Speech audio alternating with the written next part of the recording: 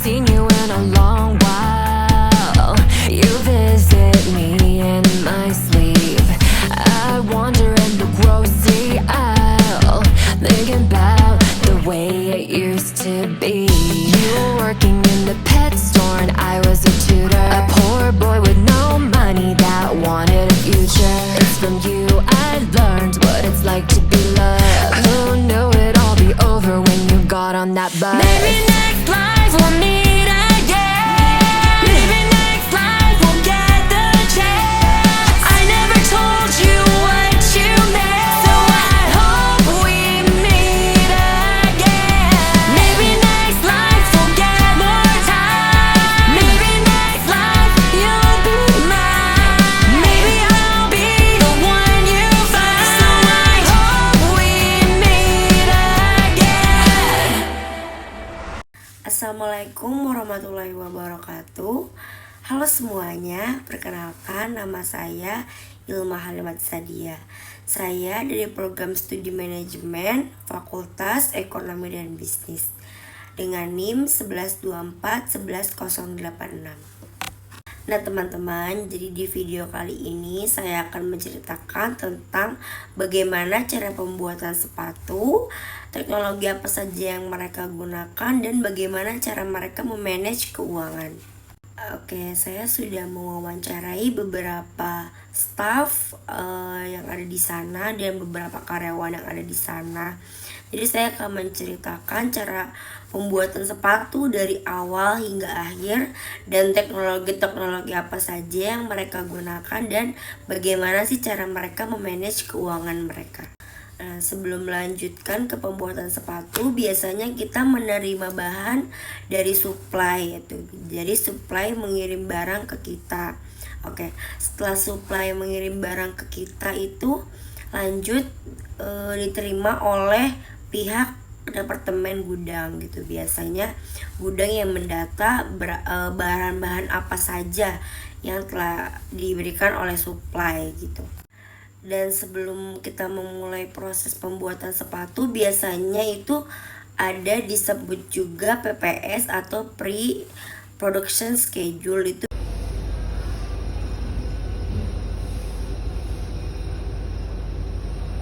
Itu biasanya dari situ kita bisa tahu planning sepatu apa aja sih yang bakal dikirim duluan. Biasanya di situ tuh ada kayak mulai dari PO, artikel, dan warnanya. Contohnya kayak PO 2753, artikel 303 tanah. Biasanya itu kita bisa tahu dari PO dan dari PO, artikel, dan warna itu biasanya kita tahu kuantitinya berapa, ekspornya tanggal berapa saja, biasanya dari situ. Oke teman-teman, biasanya sebelum memulai produksi, pengawas atau atasan departemen masing-masing itu harus punya dua, yaitu SPK dan PPS tadi itu yaitu pre-production schedule, itu supaya kita bisa tahu planning sepatu mana aja nih yang akan diproduksi duluan dan akan diekspor duluan. Nah SPK ini biasanya itu kita dari SPK tuh bisa tahu kayak mulai dari PO-nya, artikelnya, warnanya, terus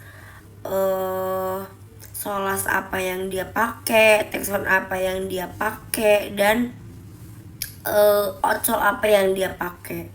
Oke, sebelum lanjut aku akan menjelaskan apa sih itu texon, apa sih itu solas, apa sih itu outsole. Oke, yang pertama itu aku bakal ngasih tahu outsole. Outsole itu bawahan sepatu paling bawah banget, yaitu luarnya gitu loh kan. Oke, kalau texon itu biasanya alas sepatu paling dalam gitu. Nah kalau solas ini biasanya dia disatukan dengan texon. Jadi solas itu kayak patung kaki sepatu, jadi untuk membentuk bagian sepatunya sesuai size-nya. Biasanya solas ini per size gitu sih. Oke, di video ini aku bakal ngebahas atau menceritakan cara pembuatan sepatu dari awal hingga akhir. Jadi aku di sini tuh pakai sepatu merek Blackstone ya guys. Jadi Blackstone itu biasanya dia itu dari UK. Oke, kita kan sudah menerima bahan dari supply, jadi sudah dikirim ke gudang. Lalu di gudang itu lanjut kirim ke bagian departemen cutting untuk pemotongan.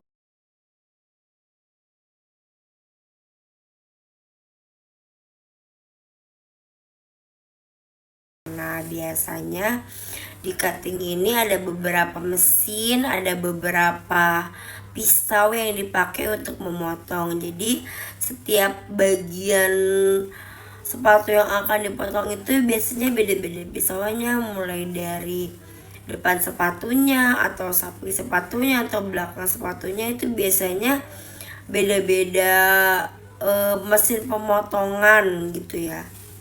Cutting itu biasanya dibagi menjadi 2 bagian, yaitu yang pertama cutting untuk upper section, yang kedua cutting untuk stock fitting. Nah, biasanya cutting upper section ini tuh untuk kayak pemotongannya yang tadi gitu ya guys. Oke. Kalau cutting untuk stock fitting ini biasanya cutting itu menstok-stok nih untuk misalnya tanggal 15 Januari PO mana saja, artikel mana saja yang akan dikirim gitu duluan. Biasanya itu untuk stok-stok yang akan dibawa nanti ke departemen sewing. Oke, kita lanjut ke bagian departemen sewing. Nah, setelah itu cutting mentransfer ke bagian departemen sewing. Departemen sewing ini kita menjahit bagian-bagian sepatu yang tadi telah dipotong sama cutting gitu ya. Jadi bagian dari depan sepatu, belakang sepatu, atau samping sepatunya, atau bagian-bagian lain yang udah dipotong sama cutting itu bakal dijahit nanti sama departemen sewingnya gitu. Biasanya kalau kita sebelum menjahit itu kita harus punya yang namanya sampel.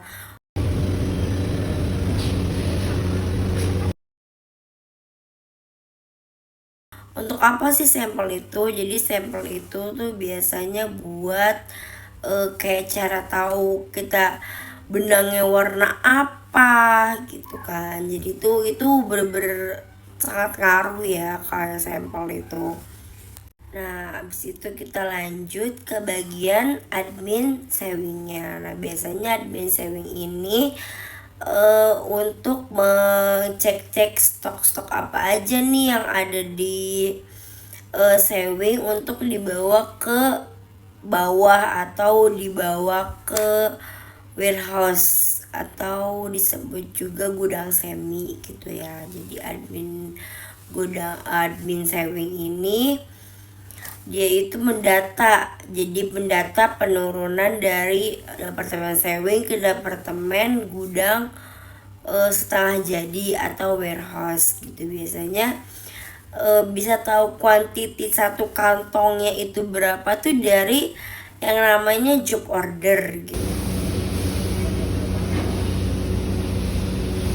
Itu job order itu fungsinya bisa kita tahu PO, warna, artikel, terus kuantitinya, terus size-nya, terus solas apa yang kita pakai, tekstur apa yang kita pakai. Itu biasanya kita juga bisa tahu.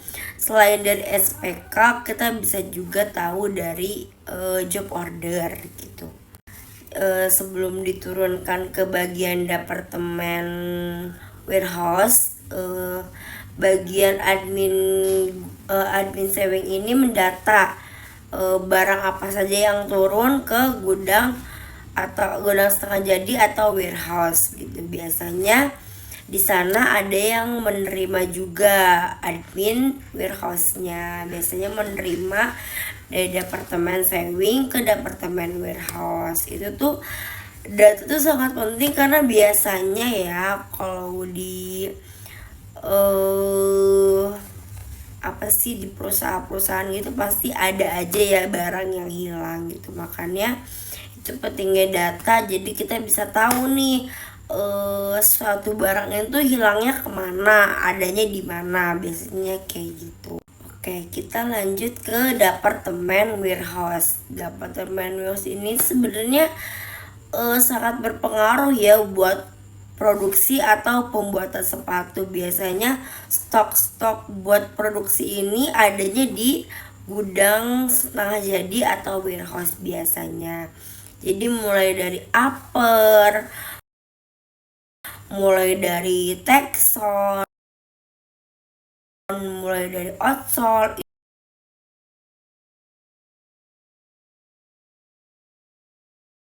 itu tuh keluarnya atau adanya itu di bagian gudang semi warehouse gitu.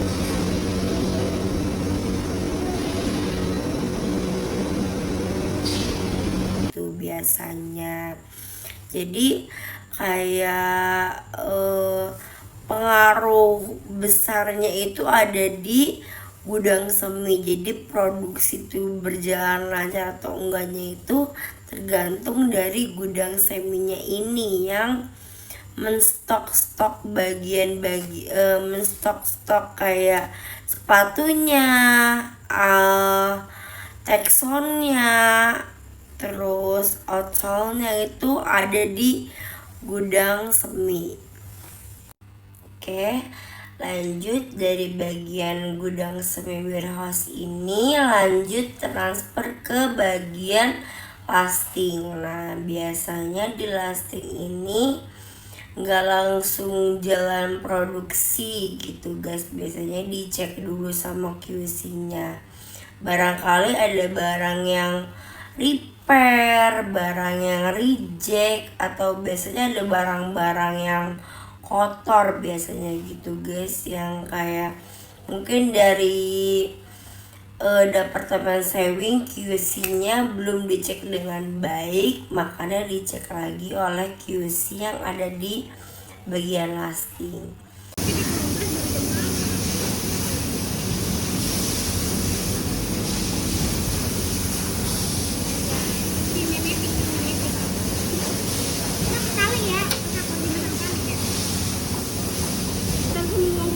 Setelah selesai dicek, lanjut ke bagian penalian gitu, penalian sepatu. Setelah selesai penalian sepatu, lanjut kita ke bagian backpart molding. Nah, backpart molding ini atau disebut BPM ini biasanya untuk membentuk bagian belakang sepatunya.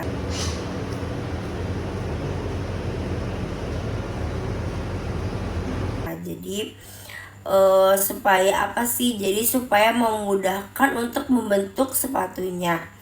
Oke, setelah lanjut di backpart molding, ada bagian pemasangan texon ke solas. Nah, jadi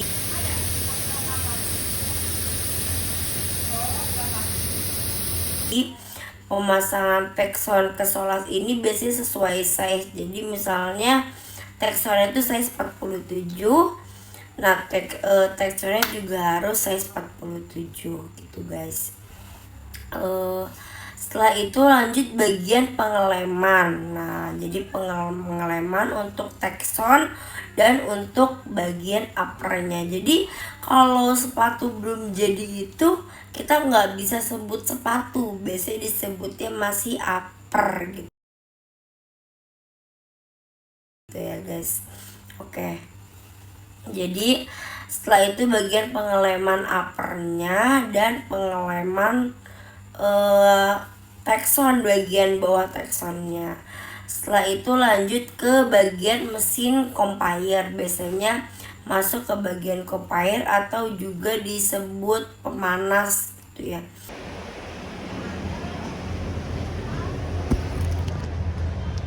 Jadi supaya lem yang sudah ada di Texon dan di upper itu bisa kencang gitu, bisa pekat gitu lemnya. Oke, setelah ke bagian compiler itu lanjut lagi ada namanya pemanas. Jadi pemanas ini tuh beda sama compiler ya. Pemanas ini tuh pemanas untuk bagian depan sepatunya, biasanya dipanaskan dulu baru lanjut ke bagian solaster. Nah, solaster ini biasanya itu untuk membentuk bagian depan sepatunya. Tadi kan backpart molding itu membentuk bagian depan belakang sepatu. Nah, kalau solaster ini membentuk bagian depan sepatu supaya membentuk sesuai dengan size-nya gitu. Nah, setelah di solaster lanjut ke bagian tarik samping. Nah, tarik samping itu apa sih? Tarik samping itu biasanya mengencangkan bagian pinggiran-pinggiran sepatu supaya dia bisa membentuk sesuai bagian patung sepatunya atau yang disebut juga dengan solas. Nah, oke teman-teman, setelah bagian tarik samping, kita lanjut ke bagian yang namanya itu hilas. Hilas itu untuk membentuk bagian belakang sepatu agar lebih bulat dan supaya tidak high low. Apa sih itu high low? High low itu tinggi rendah sepatunya itu biar sama gitu loh teman-teman. Nah teman-teman, setelah bagian hilas ini ada yang disebut juga bagian pemasangan filler gitu. Filler itu untuk membuat sepatu agar lebih flat gitu kan guys. Jadi dia itu ditempel di bagian bawah sepatunya juga. Biasanya itu nempelnya itu menggunakan lem 5100 gitu. Nah, setelah dipasang filler ada juga yang namanya itu buffingan filler.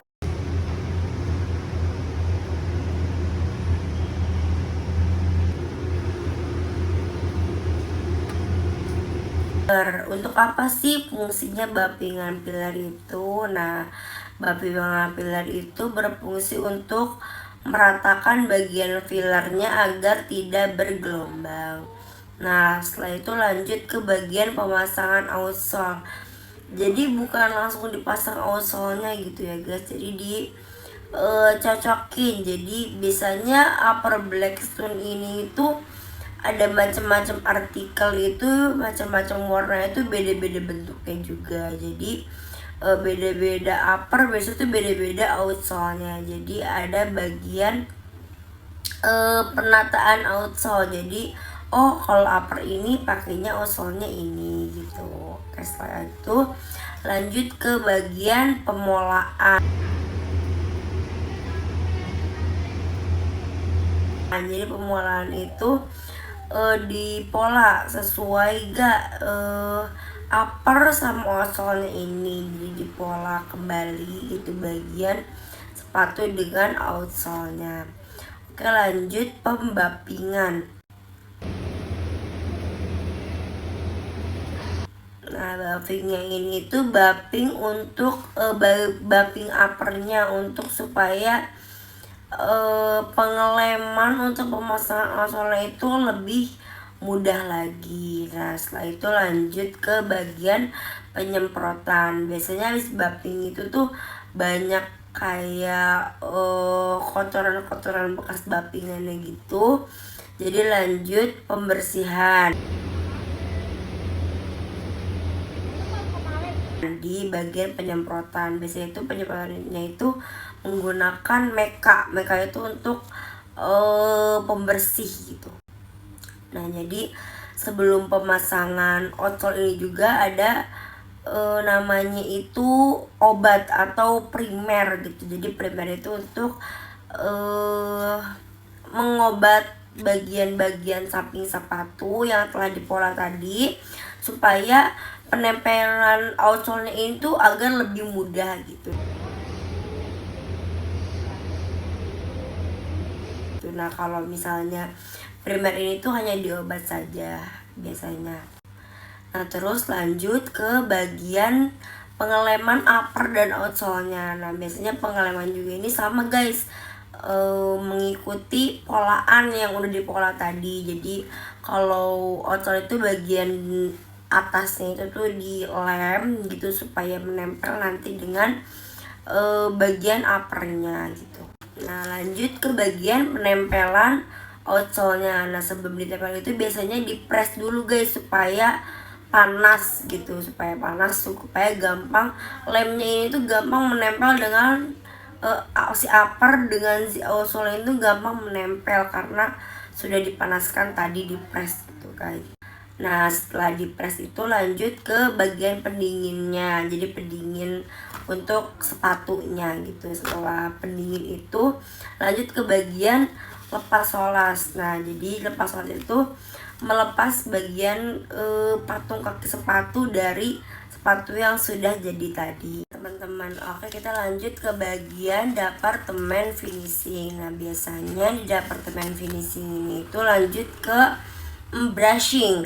Brushing itu fungsinya untuk apa sih? Brushing itu fungsinya untuk mempertajam warna dari si outsole-nya itu, dari si sepatunya itu. Biasanya mempertajam warna. Misalnya yang tadinya warnanya kurang terang jadi bisa lebih terang setelah di brush ini gitu. Nah, setelah itu kita lanjut ke bagian finishing. Finishing itu biasanya cuman mengecek-ngecek apa aja nih sih yang perlu di repair. Biasanya itu kayak bonding, kayak apa ya, sepatunya kurang pas atau gimana dengan outsole-nya, biasanya gitu. Setelah itu lanjut ke bagian tali. Nah, tali yang pertama tadi kan itu tali untuk supaya memudahkan membentuk sepatu, memudahkan untuk cara-cara pembuatannya sepatunya. Setelah itu dibuka kembali dan digunakan dengan tali yang sudah disediakan dengan sesuai ininya guys, sesuai PO dan artikelnya. Nah, setelah itu lanjut kita masukkan ke dalam boxnya.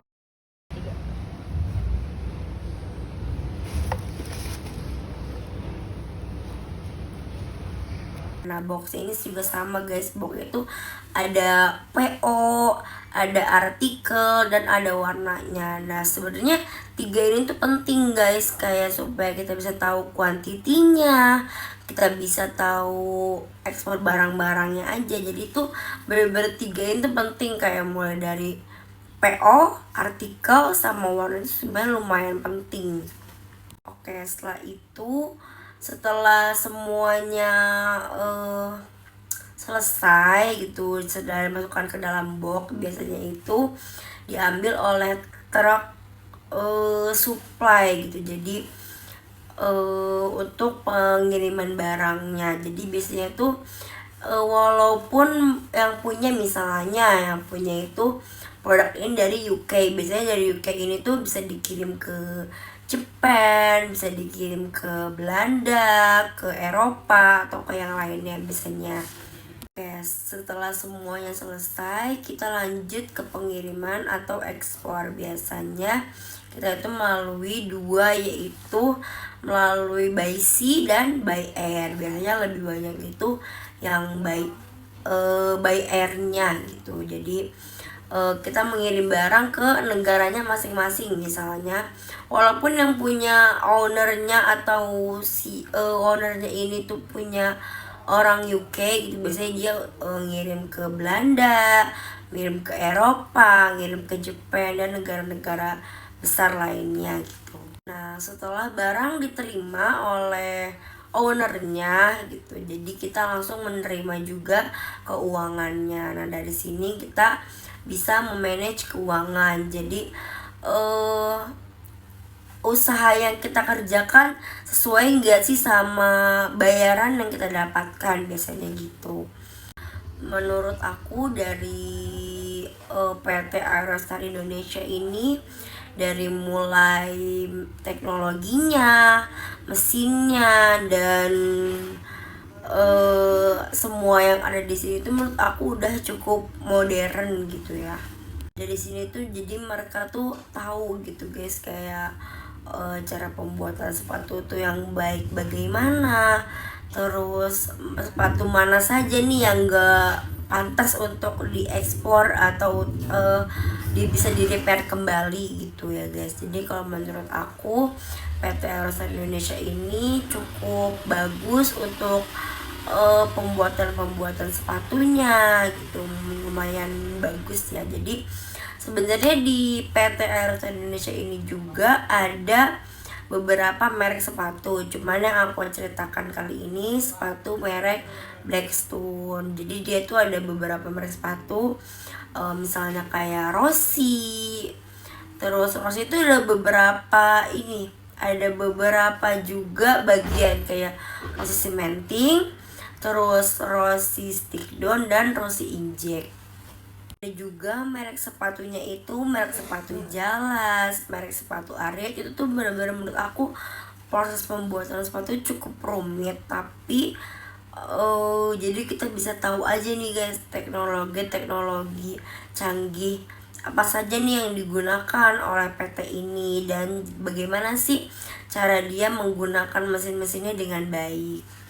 Dan menurut aku PT Aerostar Indonesia ini udah cukup baik gitu ya untuk pembuatan sepatu gitu, udah cukup untuk memenuhi syarat-syarat untuk pembuatan sepatu. Menurut aku udah sangat oke gitu ya, karena aku juga ngelihat dari cara prosesnya, cara barang dari supply datang, mulai dari gudang, dari cutting ke sewing, dari sewing ke gudang semi atau gudang warehouse gitu, lanjut ke lasting, ke cementing, dan lanjut ke finishing. Menurut aku itu udah bener-bener bagus gitu cara bekerjanya gitu.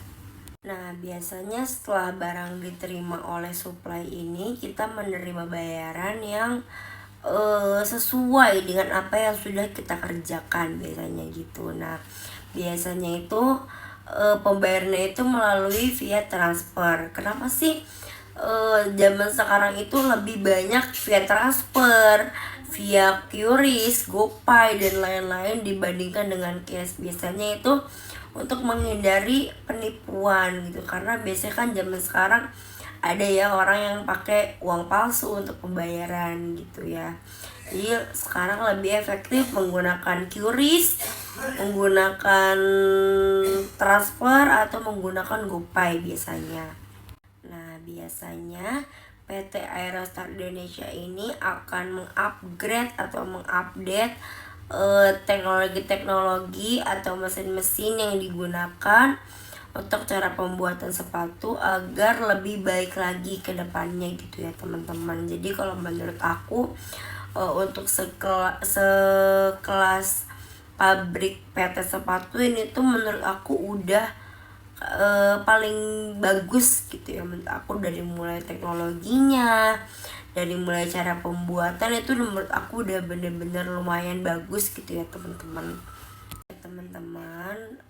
Mungkin mereka membangun suatu perusahaan atau suatu PT ini pasti itu membutuhkan resiko, seperti mereka berani mengambil resiko untuk menetapkan gaji yang tetap. Oke teman-teman, mungkin hanya itu yang bisa saya sampaikan seputar tentang cara pembuatan sepatu, teknologi apa saja, mesin apa saja, dan cara mereka memanage keuangan apa saja. Semoga PT Aerostar Indonesia ini bisa lebih konsisten lagi untuk pengerjaannya, untuk segala halnya. Mungkin hanya itu yang dapat saya sampaikan, kurang lebihnya mohon dimaafkan. Wassalamualaikum warahmatullahi wabarakatuh.